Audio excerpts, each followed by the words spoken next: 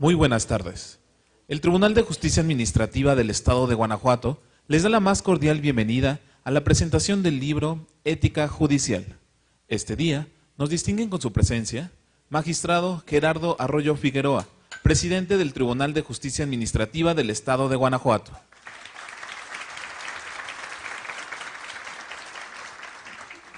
Doctor Ariel Alberto Rojas Caballero, autor y presentador de la obra. Asimismo, damos la bienvenida a Eliberio García Monzón, magistrado de la Segunda Sala del Tribunal. Antonia Guillermina Baldovino Guzmán, magistrada de la Tercera Sala del Tribunal. José Cuauhtémoc Chávez Muñoz, magistrado de la Cuarta Sala del Tribunal. Arturo Lara Martínez, magistrado de la Sala Especializada del Tribunal. Serafín Salazar Jiménez, magistrado presidente del Segundo Tribunal Colegiado en materia laboral. Licenciada Miriam Ramírez Sevilla, directora del Instituto de la Justicia Administrativa del Tribunal. Jueces administrativos municipales, servidores públicos del Tribunal de Justicia Administrativa, servidores públicos del Tribunal Colegiado en materia administrativa del 16º Circuito, medios de comunicación, personas que nos siguen a través de Internet, bienvenidos todos. A continuación, escuchemos el mensaje de bienvenida del magistrado Gerardo Arroyo Figueroa, magistrado presidente del Tribunal de Justicia Administrativa del Estado de Guanajuato. Gracias, bienvenidos a todos, buenas tardes. Es para el Tribunal de Justicia Administrativa un grato placer recibir al magistrado Ariel Alberto Rojas Caballero. En mi opinión, el conocimiento es tal en la medida en que se transmite. Si el conocimiento no se transmite, no tiene ese atributo. Y precisamente hoy lo que venimos a hacer es a esa transmisión de conocimiento, de experiencia del magistrado que mucho nos honra y que mucho nos complace y que agradecemos ampliamente su tiempo, su espacio y la apertura que tiene de compartirlo con nosotros. Agradecer también la presencia de todos ustedes y sin más preámbulo demos paso pues a nuestro expositor. Muchas gracias, maestro.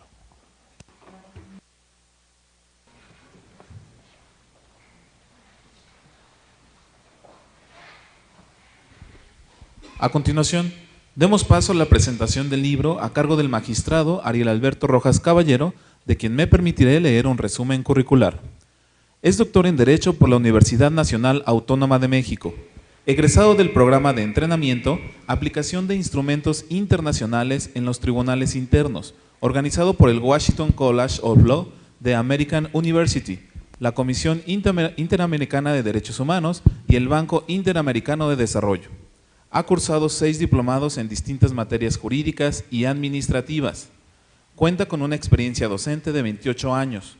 Ha sido catedrático, entre otras instancias, en la Facultad de Derecho de la Universidad Nacional Autónoma de México, en la Universidad Iberoamericana, en el Centro Universitario México, en la Escuela Libre de Derecho de Puebla, en la Universidad de Guanajuato y en el Instituto de la Judicatura Federal, Escuela Judicial. Ha sido conferencista y expositor en varios tribunales y universidades del país, en las Casas de la Cultura Jurídica de la Suprema Corte de Justicia de la Nación, así como en otras instancias académicas con diversos temas relativos a derechos humanos, ética judicial, derecho procesal constitucional, jurisprudencia y gestión judicial efectiva. Es magistrado de circuito inamovible, adscrito al primer tribunal colegiado en materia administrativa del 16º Circuito, con una antigüedad de 24 años en el Poder Judicial de la Federación.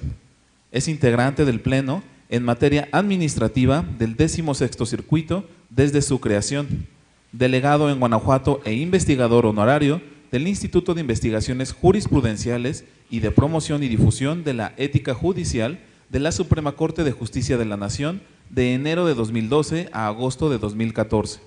Fungió como coordinador general de magistrados de circuito y jueces de distrito del 16º Circuito y Tercera Región Auxiliar durante el 2010. Fue juez de distrito en materia mixta por casi 9 años y ratificado por el Consejo de la Judicatura Federal en 2005. Integró el Comité Académico del Instituto de la Judicatura Federal, Escuela Judicial, de 2004 a 2008. Fue secretario particular y secretario de Estudio y Cuenta de la Suprema Corte de Justicia de la Nación, adscrito a la Segunda Sala Administrativa y Laboral, dentro de la ponencia del ministro Mariano Azuela Huitrón. El magistrado Rojas Caballero ha sido reconocido por su trayectoria en el ámbito jurídico y como juzgador por la Federación de Colegios, Barras y Asociaciones de Abogados del Estado de Veracruz y el Gobierno del Estado de Veracruz el 12 de julio de 2004, el 21 de abril de 2007 por el Colegio Único de Jueces de ese Estado y el 12 de julio de 2018 por el Colegio de Abogados de León. Es autor de 11 libros sobre ética judicial, derechos humanos, control constitucional, historia del derecho mexicano, jurisprudencia y administración de órganos jurisdiccionales. Además, participante en 5 obras colectivas y autor de 12 artículos publicados en revistas. Sin más preámbulo, cedo el uso de la voz al magistrado Ariel Alberto Rojas Caballero. Bienvenido. Federico II de Prusia acostumbraba a pasar grandes temporadas en un palacio cerca de Potsdam, que se llamaba Sans Souci, que en francés quiere decir sin preocupaciones. Federico II de Prusia veía que en los jardines de ese hermoso palacio estilo rococó se construyó por el dueño del terreno un molino, y ahí está la imagen real de cómo está ese palacio. Le disgustaba tanto a Federico II de Prusia el molino que se dirigió a su dueño, un molinero que vamos a llamarle Juan, y le dijo que compraba el terreno para destruir ese molino y continuar con su jardín. Juan el molinero le dijo que no estaba interesado en vender ese terreno, a lo que Federico II de Prusia le dijo que entonces se lo iba a quitar, lo iba a desposeer de ese molino. Pero Juan el molinero le contestó a Federico II de Prusia: todavía hay jueces en Berlín. Se quedó pensando el rey que tenía razón Juan el molinero, que gracias a que dentro del reino de Prusia había jueces que estaban dispuestos a velar por los derechos de las personas, es que podía confiarse en un país próspero como en su tiempo lo fue Prusia. Creo que esta es una reflexión bien importante cuando hablamos de ética judicial. Pensar que debemos actuar de tal manera que la ciudadanía siempre piense que hay suficiente confianza en los jueces para que, como Juan el molinero, nos digan: todavía hay jueces en México o todavía hay jueces en Guanajuato. Lo primero que tenemos que pensar cuando hablamos de ética judicial es reflexionar un poquito en un Estado constitucional de derecho, ¿dónde está la legitimación democrática de los jueces que no son electos? ¿De dónde viene esa legitimación democrática? Y muchos tratadistas estarán de acuerdo que esa legitimación democrática se encuentra precisamente en un desempeño profesional apegado estrictamente a los principios, virtudes y deberes de la ética judicial. Solo a través de un desempeño profesional basado en principios, virtudes y deberes que recoge la ética judicial es que la ciudadanía va a tener confianza en sus jueces para que, como Juan el molinero, puedan decir: todavía hay jueces en México, todavía hay jueces en Guanajuato. Pero a todo esto, ¿qué es la ética judicial? Esta es una definición que expongo en mi libro y que parte de la diferencia específica. La ética judicial es una ética profesional dirigida en primera instancia a los servidores públicos de órganos jurisdiccionales, Es decir, no solamente se dirige a los juzgadores, sino a todo el personal de órganos jurisdiccionales, a todos los servidores públicos de órganos jurisdiccionales, en la que a través de principios, virtudes y deberes se orienta a su óptimo desempeño para beneficio de la sociedad. Y a la vez fomenta una buena percepción pública para incidir sobre la aceptación y confianza social y por lo tanto sobre la legitimidad que se les reconoce. Entonces podemos decir que la ética judicial tiene dos preocupaciones fundamentales: el correcto desempeño de la función, pero también la aceptación o confianza social. Finalmente se trata de ser y parecer. La ética judicial en muchos supuestos, como lo vamos a ver a lo largo de esta plática, atiende a lo que un observador razonable pudiera pensar de determinada situación. Y por lo tanto está en el parecer. La ética judicial se preocupa tanto por el correcto desempeño como esa confianza y aceptación social. Finalmente, queremos que todos los gobernados en nuestro país, los gobernados en este estado, piensen como Juan el Molinero, que todavía hay jueces que pueden defenderlos de un acto arbitrario. De tal manera que la ética judicial tiene un ámbito que podemos decir público, porque es una ética profesional que se circunscribe en primera instancia al correcto desempeño de la función en los propios órganos jurisdiccionales, pero también a lo que tiene que ver en el ámbito público, donde cualquier observador razonable pudiera poner en duda el correcto desempeño de un servidor público de un órgano jurisdiccional. Y se pone el clásico ejemplo: puede ser que un juez, un magistrado, pues no comprometa ningún criterio ni esté a favor de ninguna de las partes, pero acostumbra comer con litigantes que normalmente llevan asuntos a su tribunal. A lo mejor no hay ningún compromiso a la imparcialidad de ese juez, pero parece que sí. Y ahí es donde la ética judicial va a recomendar que eso no se haga. Finalmente, un observador razonable podría decir que se está comprometiendo la confianza social de ese juzgador. Otra reflexión muy importante que abordo en mi libro es esa relación tan íntima y que precisamente es la razón de ser de la ética judicial, que es precisamente la dignidad humana. La ética judicial se construye a partir de la necesidad de salvaguardar la dignidad humana. La dignidad humana entendida como esa concepción donde el ser humano, el Homo sapiens, por sí mismo es valioso y no puede ser medio para otro fin.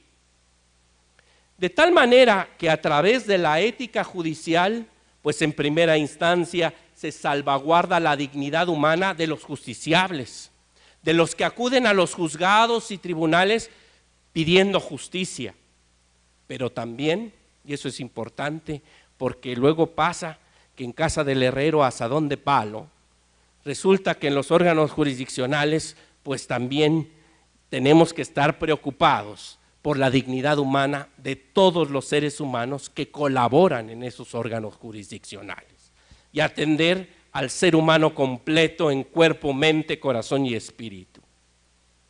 Rodolfo Luis Vigo, que es un gran tratadista argentino sobre el tema de la ética judicial, nos habla de que hay idoneidades para legitimar la función judicial. ¿Cuáles son esas idoneidades? Pues la primera es lógico, técnico-científica. El juzgador tiene que ser un perito en derecho, un conocedor de la rama del derecho que está manejando. Tiene que tener una idoneidad físico-psicológica. Tiene que tener idoneidades gerenciales, que ese es un tema que también he desarrollado y que me parece muy importante para lograr el objetivo de justicia pronta, completa e imparcial.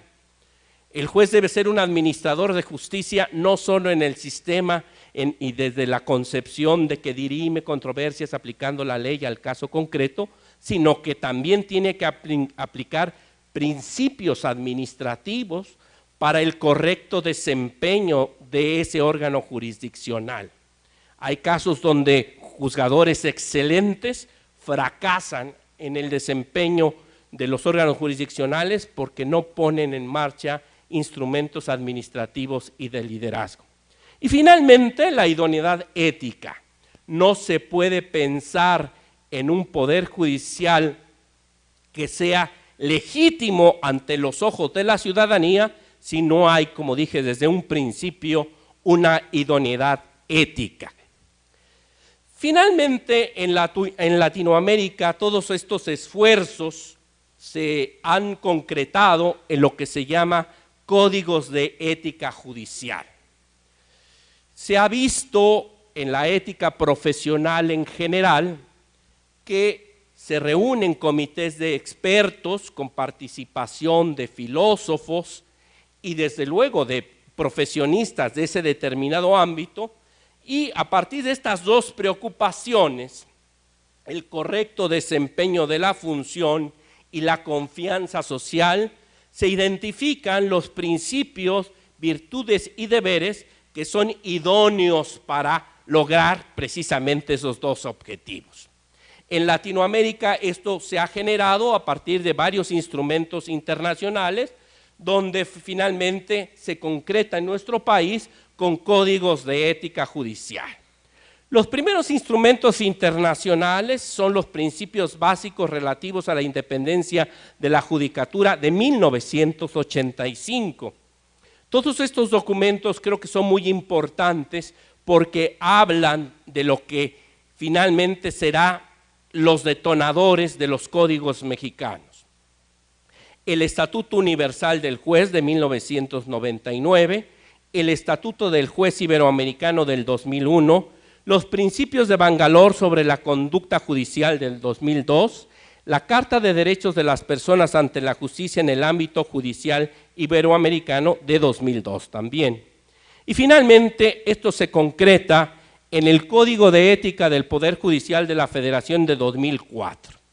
Don Mariano Azuela Huitrón, a quien dedico yo este libro de ética judicial, le tocó por suerte, de esas coincidencias que le da la vida, asumir la presidencia de la Suprema Corte de Justicia de la Nación y del Consejo de la Judicatura Federal, y México ya había participado en varias cumbres iberoamericanas, donde se había adoptado el compromiso de detonar la codificación en cada uno de los distintos países.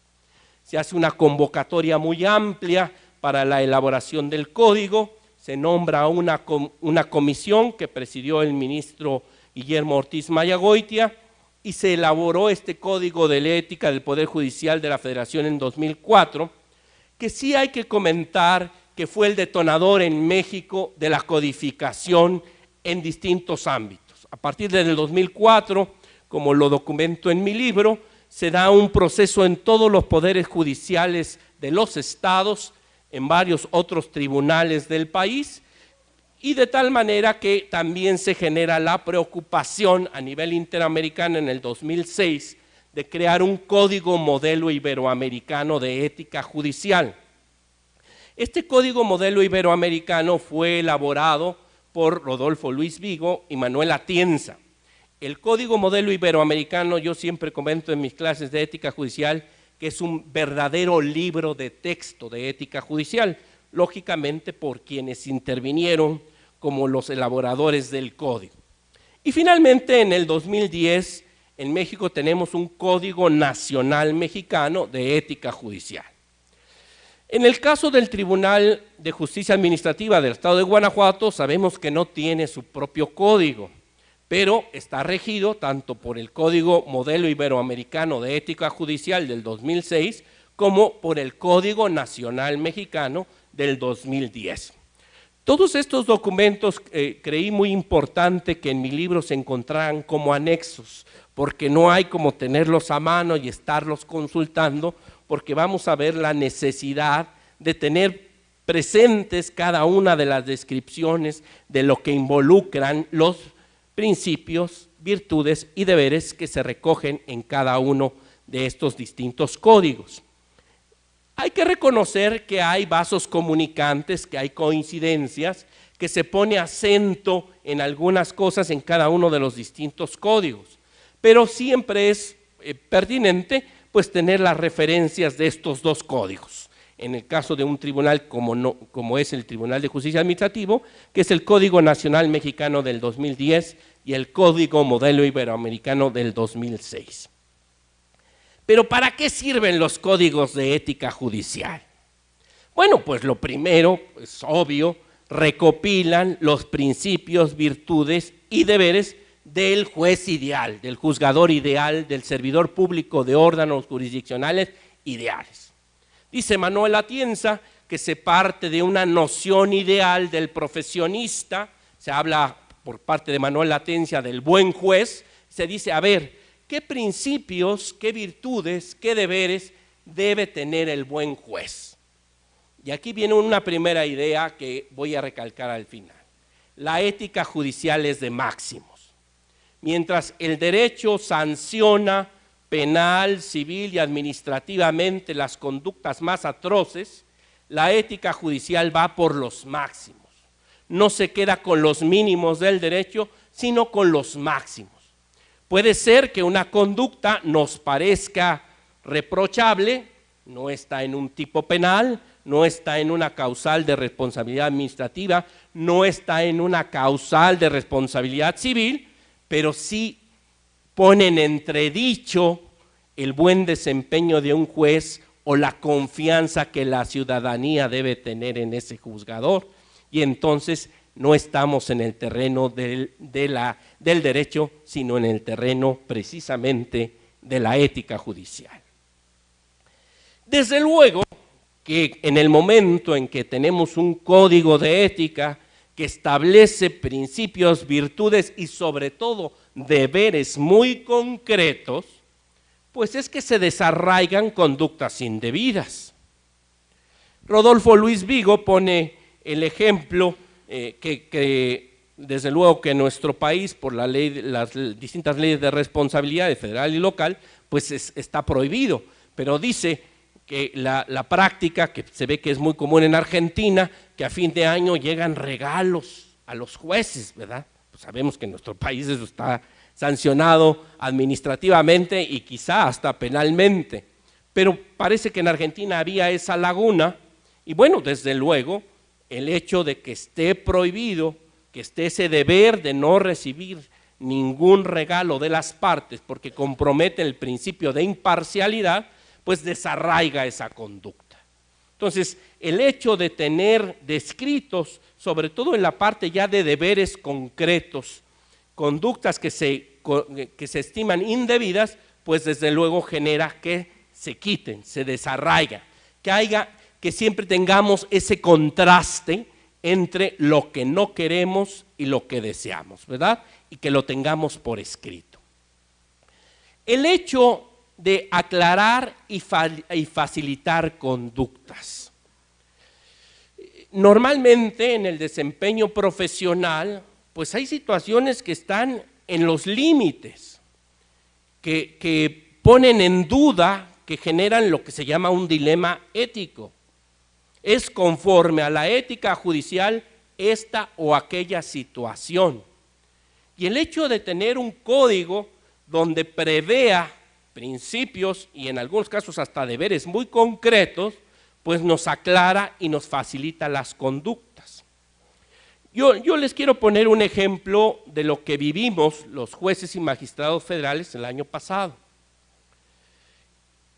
A través de varias iniciativas legales y la entrada en vigor de una ley, pues se atentó gravemente, y se pensaba atentar todavía más, contra la independencia judicial. Y se presentó el dilema ético: ¿nos quedamos callados o iniciamos una serie de acciones en defensa de la independencia judicial? Y había la duda: ¿es conforme a la ética judicial defenderse o quedarse callado? Afortunadamente, tanto el Código Modelo Iberoamericano de Ética Judicial como el Código Nacional Mexicano establecen como un deber ético de los jueces defender su independencia ante cualquier autoridad. Entonces, no solo es conforme a la ética, sino que debe realizarse. La independencia judicial es el valor más apreciado de la judicatura.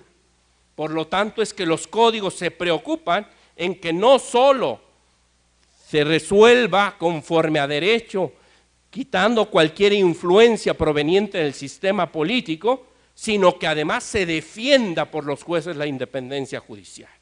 Entonces, fíjense ustedes el valor que tienen los códigos de ética, que ante la duda, pues está resuelto el tema de forma muy concreta. Disuaden voluntades proclives a actitudes incorrectas. Pues desde luego el hecho de tener deberes ya muy concretos, pues el hecho de que se vaya en contra de ellos, pues es una forma de disuadir perfectamente que eso se logre, ¿no? Y desde luego, pues como vamos a ver, la ética judicial está en los máximos, pues refuerza mi voluntad para lograrlo. Y un poquito es el tema de las virtudes, de que finalmente las virtudes se imponen como esa meta deseable y que tengo que ir a lograr con conductas todos los días. Y algo muy importante que creo que es muy de destacar, que los propios juzgadores y nuestros colaboradores estemos reflexionando sobre nuestra conducta. Estoy cumpliendo con la virtud judicial de la fortaleza, de la responsabilidad, del compromiso social, del humanismo, etcétera. Bueno, el hecho de estar reflexionando creo que nos está impulsando a la excelencia y a la ética judicial. Y otra cosa muy importante, que es la de orientar a otras profesiones jurídicas. Los tratadistas coinciden que en el momento en que el Poder Judicial, los juzgadores, tienen sus códigos de ética, esto impacta de forma de un espejo en las otras profesiones jurídicas. Aquí lo podremos poner muy claro. Ya que tenemos en el caso del Tribunal de Justicia Administrativa el Código Modelo Iberoamericano y el Código Nacional Mexicano, pues eso impacta hacia los litigantes en materia administrativa del Estado, porque saben qué deben y qué deben esperar de los juzgadores administrativos del Estado y qué deberes a ellos mismos se les imponen con motivo de los principios, virtudes y deberes que se exige a los juzgadores. Esto impacta desde luego también en que todas las profesiones jurídicas pues tengan sus propios códigos, como lo tiene la barra mexicana Colegio de Abogados, ¿no? Entonces, como hemos venido platicando aquí, la ética judicial se estructura a través de principios, virtudes y deberes. Cuando analizamos los códigos, como lo hago yo en mi libro, pues podemos ver que se habla de un principio como núcleo concentrador de la ética judicial, así dice Manuel Atienza. Y hablamos de independencia, imparcialidad, objetividad, profesionalismo y excelencia. Pero luego esos principios se derivan en virtudes. El Código de Ética del Poder Judicial de la Federación habla de 17 virtudes, que vamos a ver en detalle.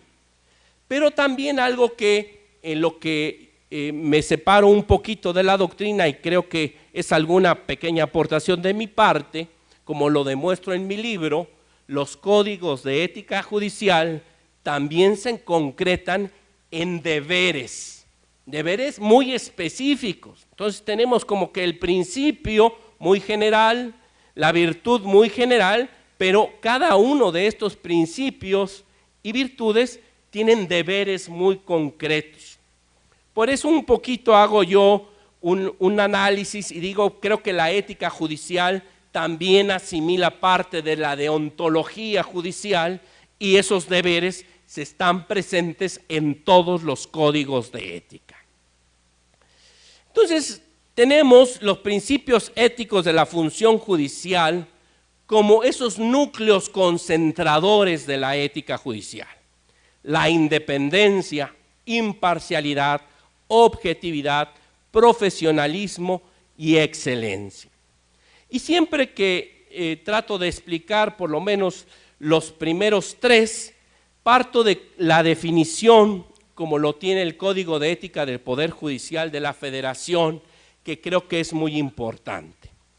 Dice que la actitud del juzgador frente a influencias extrañas al derecho provenientes. Si esas influencias provienen del sistema social, entonces hablamos de independencia. Cuando el gobernador del estado nos habla para recomendarnos un asunto, cuando los medios de comunicación social hasta suben videos en YouTube para presionarnos, cuando algún editorialista está presionando, eso atenta contra la independencia. Peor aún cuando esas influencias provienen de la propia jerarquía judicial. Ahí se atenta contra la independencia. Cuando esas presiones para resolver fuera del derecho vienen de las partes, hablamos de imparcialidad. Entonces, cuando las presiones vienen de las partes, ya sabemos que el principio que está en juego es imparcialidad. Y cuando las presiones vienen de mi ideología, de mis prejuicios, de mi forma de ser y de actuar, estamos frente a la objetividad. Creo que esta sistemática que sigue el Código de Ética del Poder Judicial, pues nos es muy plástica. Tengo que resolver conforme al derecho. Si recibo presiones del sistema social, independencia. Si vienen de las partes, imparcialidad. Y si viene de mi cabecita loca, objetividad. ¿Sí? Creo que esto nos permite, de alguna manera, pues tener muy claros pues estos principios como núcleos concentradores de ética judicial. Independencia, imparcialidad y objetividad.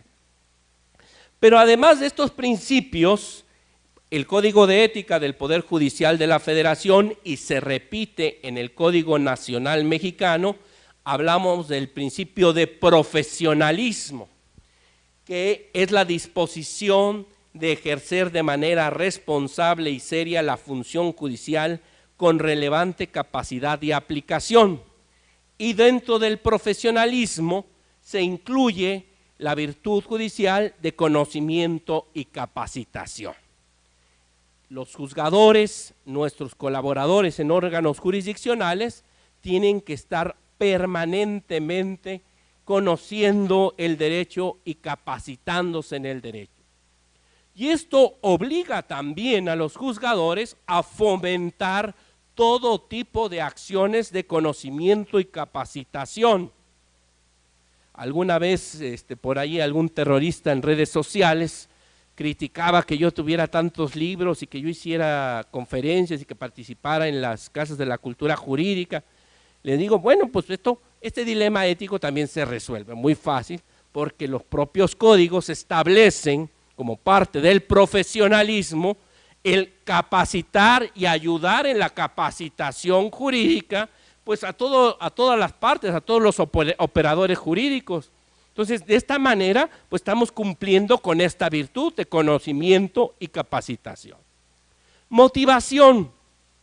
Cuando se estaba elaborando el Código Modelo Iberoamericano, Manuel Atienza, como estudioso que es de la argumentación en la Universidad de Alicante, establecía que para él esto era un tema fundamental. La motivación de las resoluciones jurisdiccionales era un punto toral. Y creo que todo el mundo estamos de acuerdo. Incluso en el libro cuento un descubrimiento interesante, que en tiempos coloniales, en tiempos de Carlos III en España, un déspota ilustrado, ¿verdad?, en la época de las reformas borbónicas, prohibió a las audiencias, que eran los tribunales superiores de todos sus dominios, motivar sus resoluciones judiciales. ¿Por qué? Pues si la justicia se impartía en nombre del rey, ¿qué razones te voy a dar, verdad? ¿Qué pasa ahora en un sistema democrático? Pues tengo que cumplir con el principio de saturación de la argumentación y te tengo que dar razones para convencerte de que esta es la decisión justa, la decisión correcta. Y creo que aquí es donde está precisamente esta función importante que hemos visto de la ética judicial, de generar la confianza social. Claro que en estos tiempos donde pues hay que ser políticamente correcto en muchos temas, pues la labor en la administración de justicia pues siempre será así, de que alguna parte quedará inconforme, pero quedará inconforme con buenas razones. Y creo que eso es lo más importante, dar buenas razones para la decisión jurisdiccional. Laboriosidad. No podemos entender un correcto funcionamiento de los órganos jurisdiccionales con pereza. Cuento en el libro una anécdota que me tocó vivir con el ministro Azuela cuando estrenábamos la 9ª época del Semanario Judicial de la Federación, cuando se reestructura la Suprema Corte y yo empiezo a colaborar con el ministro Azuela, primero como secretario particular, y entonces me instruyó el ministro Azuela de que mi primera labor era pues darle una revisadita a más de 200 expedientes que recibimos de la sala auxiliar. Entonces pues abrí mi privado, donde según esto iba a estar mi oficina de secretario particular, pues no podía ni abrir la puerta de los 200 expedientes que me dejaron ahí. Y bueno, pues laboriosidad, me puse a darles y separé y le di cuenta al ministro de que más del 80% de esos asuntos, era ley de amparo anterior, estaban caducos. Luego me instruyó para hacer los proyectos y en la primera sesión de la sala salieron los 80 asuntos. Y entonces el ministro acuñó una frase que siempre me ha gustado mucho, que dice, este es un ejemplo de lo que es la flojera de la flojera. Y sí es cierto, ven los asuntos así gigantescos y bueno, pues lo primero es que a ver de qué se trata. A ver, el toca, pues está caduco, vámonos de una vez, ¿para qué lo entretienes más tiempo? Otra anécdota con el ministro Azuela, ya era secretario de Estudio y Cuenta, y sabiendo cómo era yo de inquietito, el ministro Azuela me manda ahí a una secretaria y me manda con 3 personas que venían cargando diablitos con un montón de cajas. Me dice, ahí le manda este asuntito el ministro Azuela. Y le digo, a ver, déjeme ver el toca. Veo el toca, veo de qué se trata. Le digo a Rosita, mi secretaria, oiga, le voy a dictar la resolución de una vez, es una incompetencia, es que ni descarguen. Entonces, pues, laboriosidad. Hay gente que le gusta vivir ahí con el cerro de expedientes, pues hay que abrirlos, lo primero hay que abrirlos, ver de qué se trata, y a lo mejor es una cosa muy sencilla. No dudo, hay cosas muy complicadas, bueno, pero también con una correcta planeación, con laboriosidad, pues vamos sacando el trabajo poco a poco, pero pues la verdad es que si todos los asuntos fueran así en la administración de justicia, pues nunca nos daríamos abasto. Hay muchos asuntos que son sencillos. Laboriosidad, responsabilidad. Y esta virtud de la responsabilidad tiene 2 vertientes, por lo menos yo identifico 2 vertientes. Yo soy responsable de lo que hago, asumo las consecuencias de mis actos, y así lo define el Código de Ética del Poder Judicial de la Federación, pero también asumo el compromiso que tengo como juzgador, como colaborador de un juzgador, y desempeño mis labores con excelencia. La responsabilidad es una cuestión bien importante en la administración de justicia. Y ahí cuento otra anécdota que creo que es importante para ilustrar esta virtud de la responsabilidad.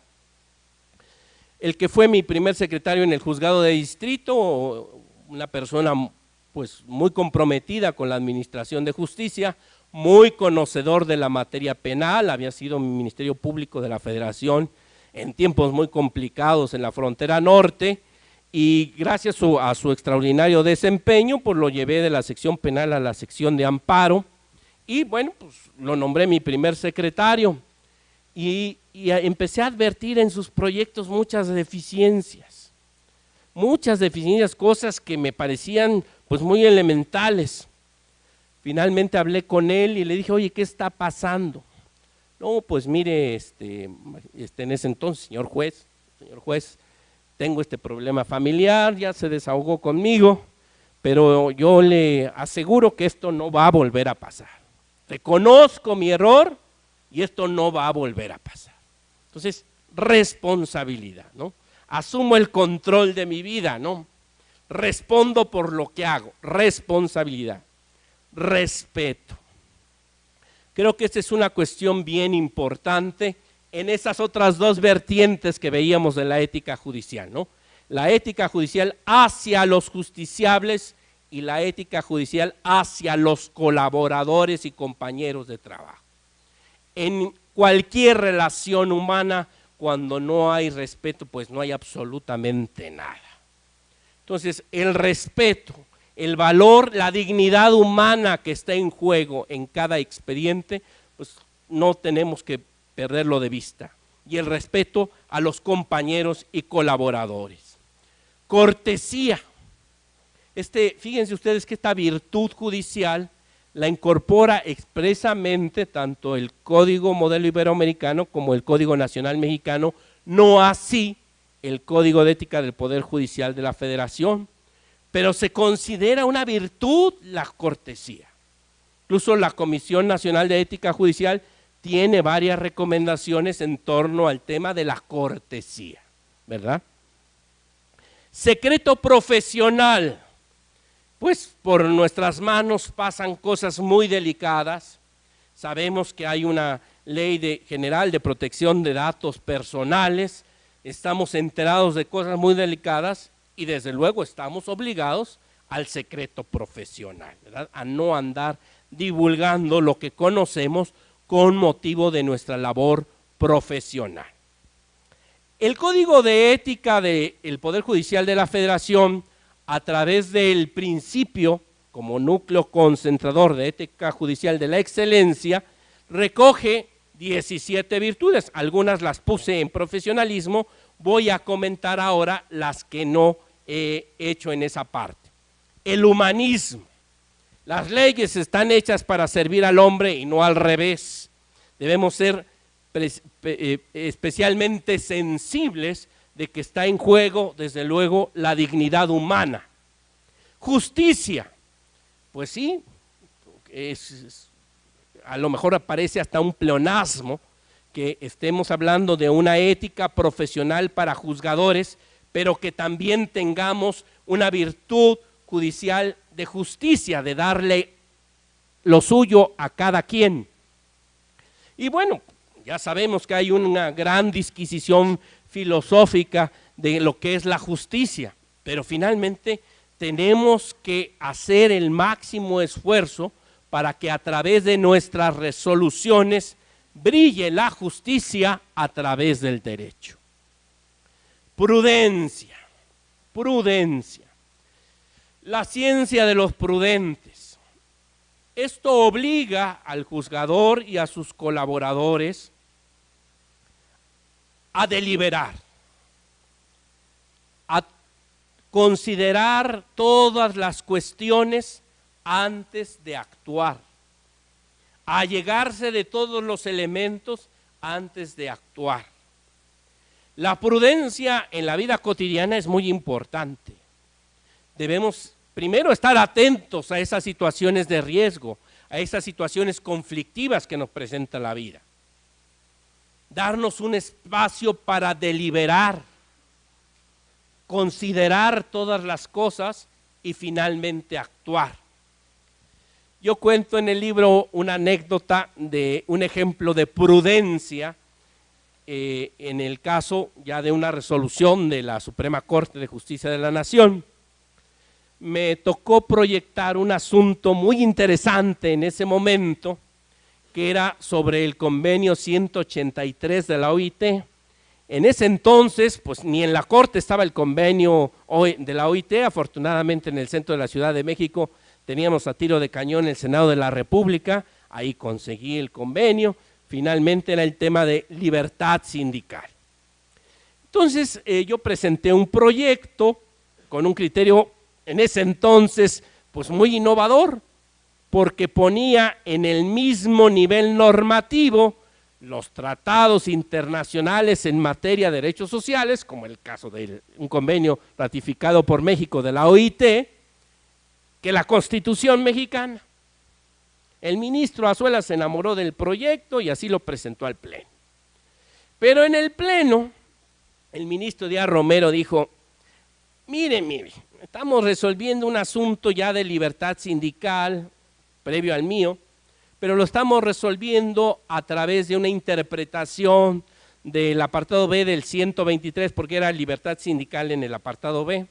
Entonces, a partir de esta interpretación, pues no, creo que con eso es suficiente y dejamos para después el tema de la jerarquía normativa de los tratados internacionales en materia de derechos sociales.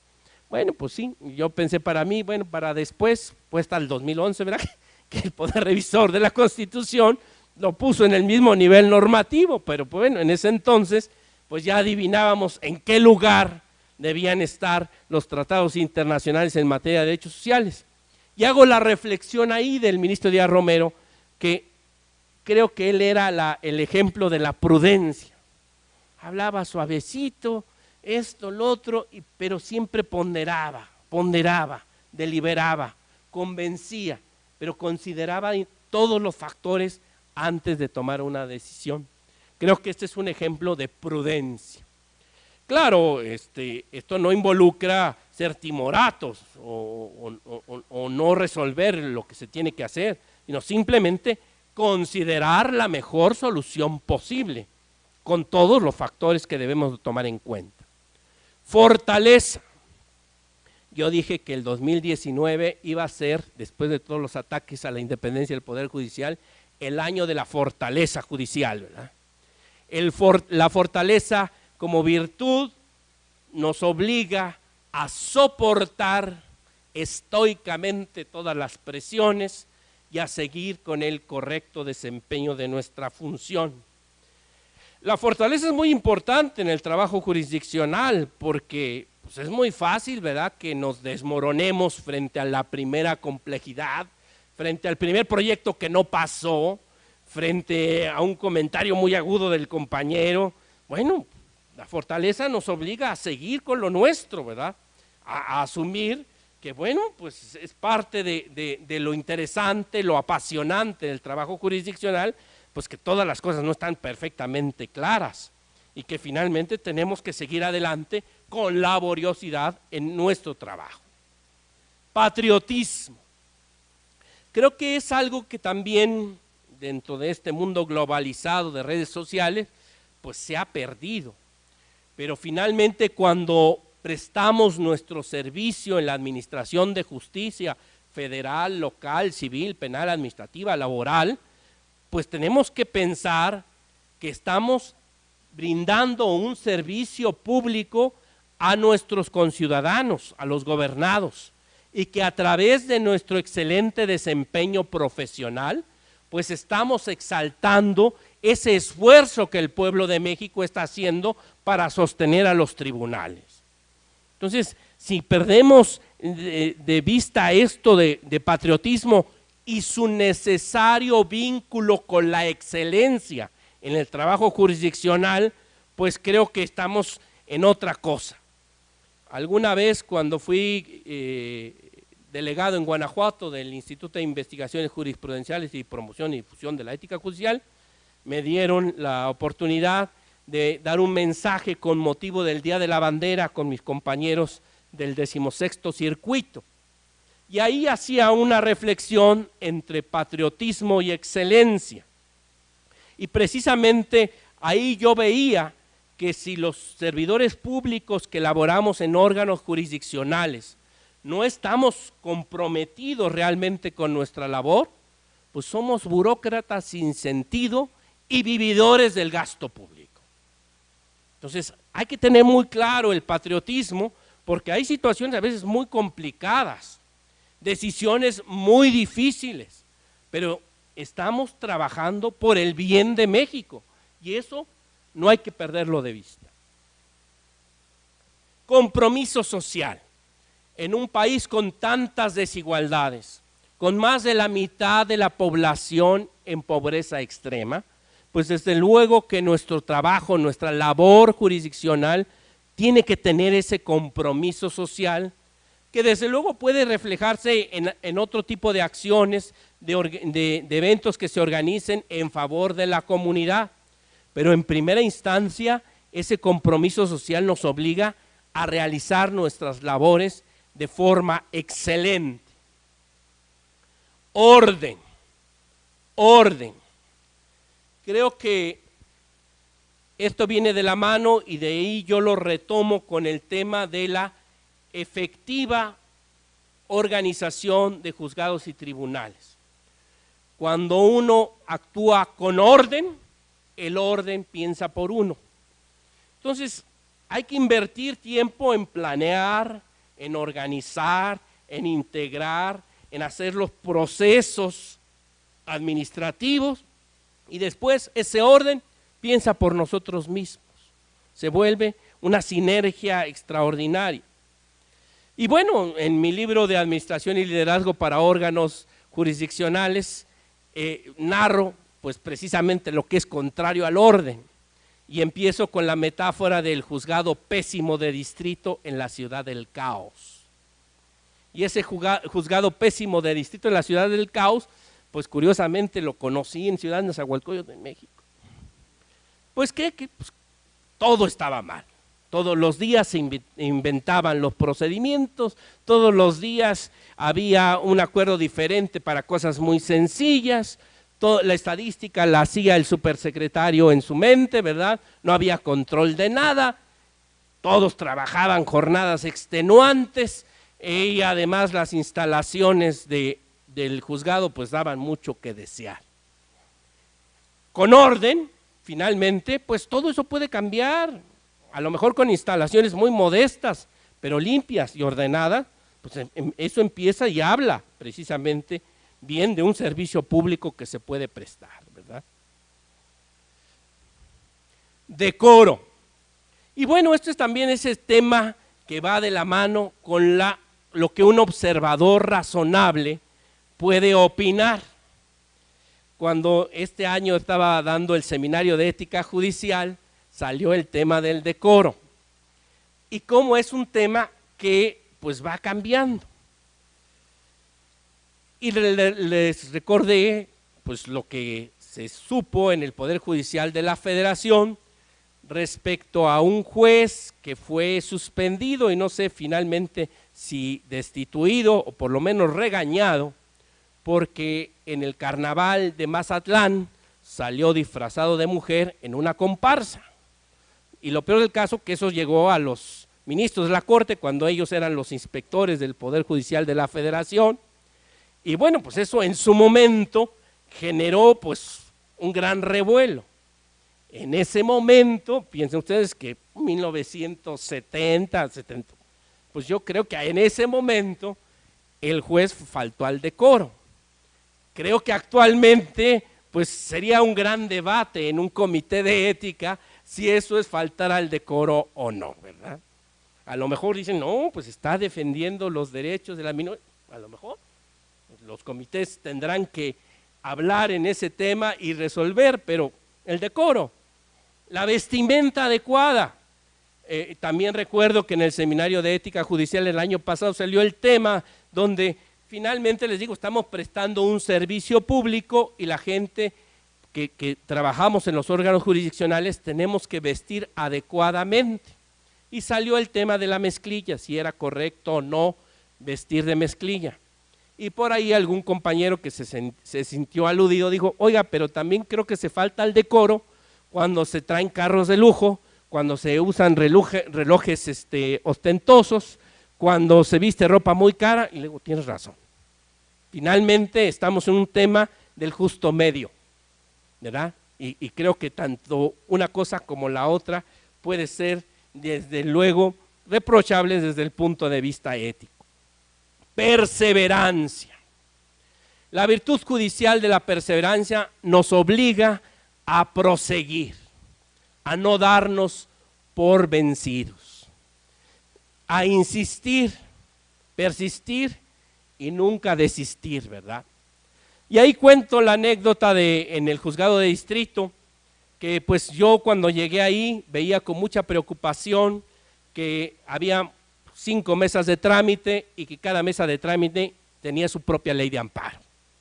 El trámite cada mesa lo hacía diferente.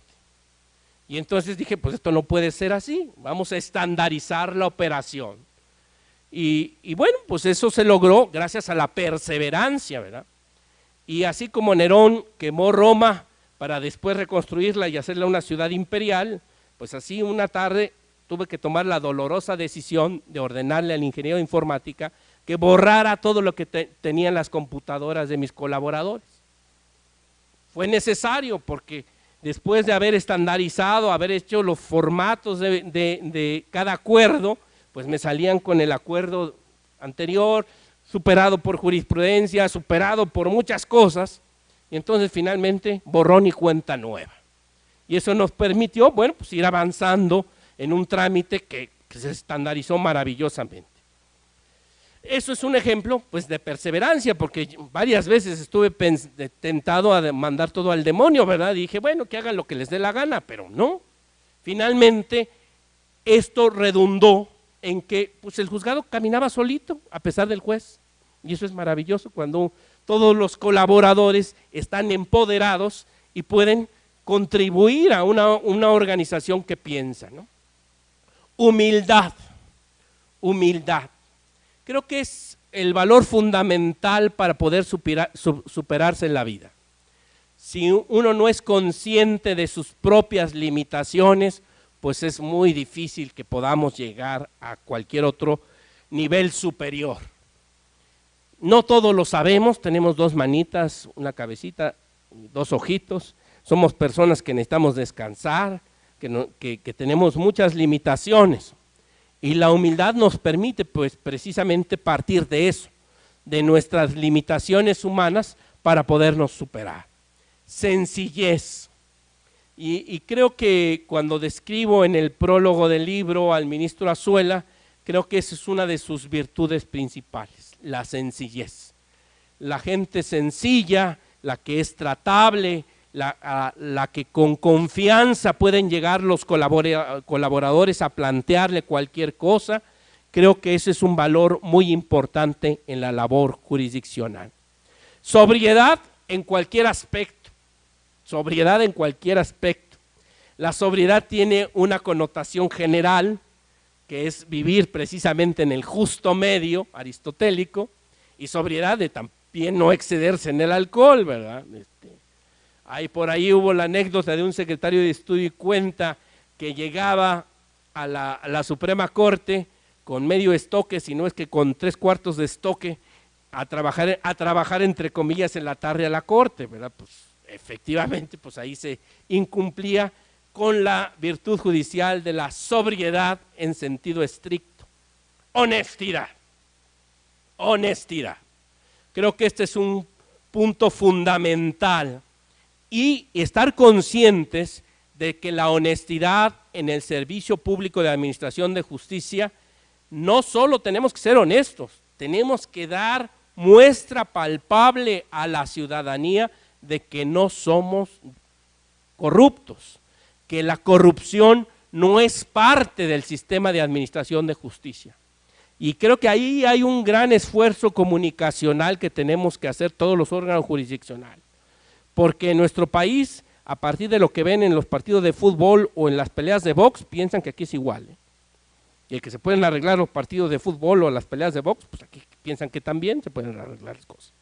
Y creo que ahí es donde tenemos que trabajar con mucha transparencia, con mucha capacitación, educación al pueblo para que entienda qué es lo que está en juego. Transparencia.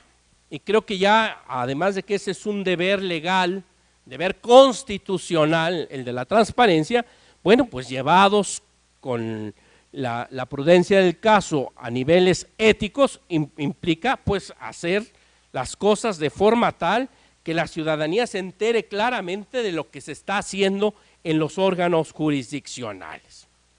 Finalmente, para entender la función judicial, pues hay varios modelos éticos y eso es parte de la discusión cuando se hace un código de ética o cuando se discute en un comité de ética.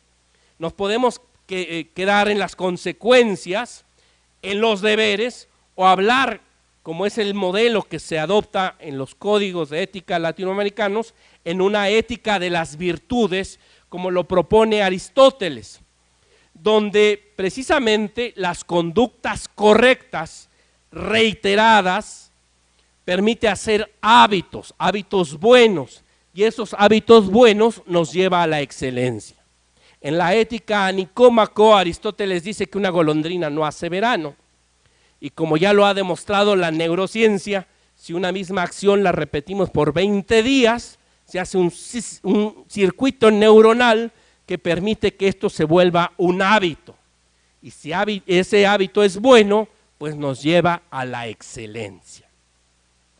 La idea es que esto se convierta en una segunda naturaleza, en la forma normal de actuar, y que estas virtudes judiciales, entendidas como capacidad y potencia propia del hombre, en esa capacidad o potencia moral, pues nos lleve precisamente a la excelencia, al correcto desempeño de la función, pero además a ganar esa confianza ciudadana en la sociedad.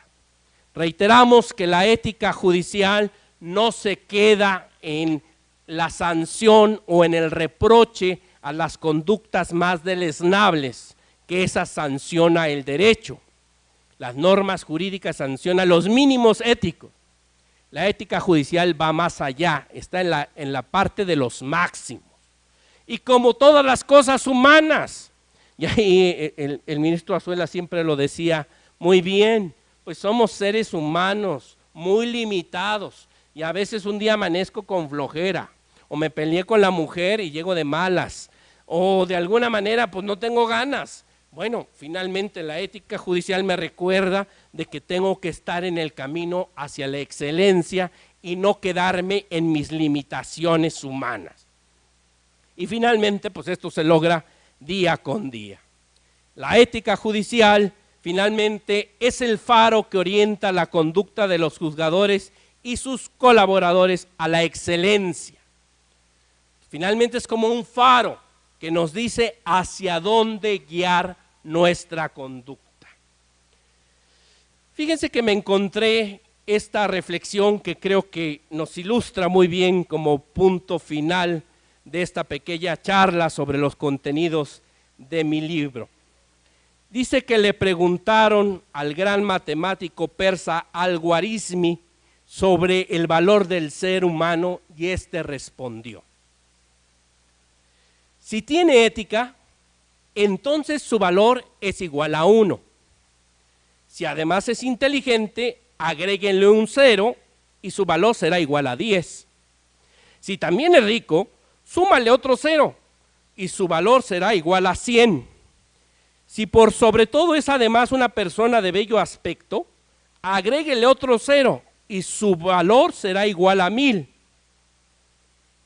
Pero si pierde el 1, que corresponde a la ética,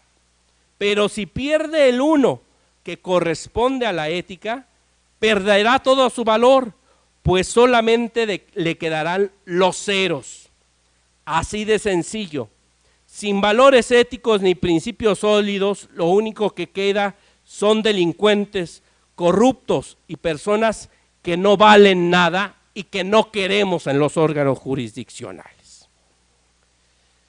Mi libro se lo dedico con mucho cariño al ministro en retiro, don Mariano Azuela Huitrón, que creo que si alguien representa a un buen juez, pues es precisamente él, con el que tuve el gran gusto de colaborar en la Suprema Corte de Justicia de la Nación. Finalmente, los invito a visitar mi página web, arielrojascaballero.com, donde estamos subiendo pues todas mis conferencias, mis cursos, mis láminas, mis videos, Próximamente tendremos el video de esta conferencia y por lo pronto ya están las láminas de esta conferencia, si lo quieren consultar en la página arielrojascaballero.com. Creo que es un instrumento didáctico extraordinario y ahí ya pueden descargar gratuitamente las láminas de la conferencia.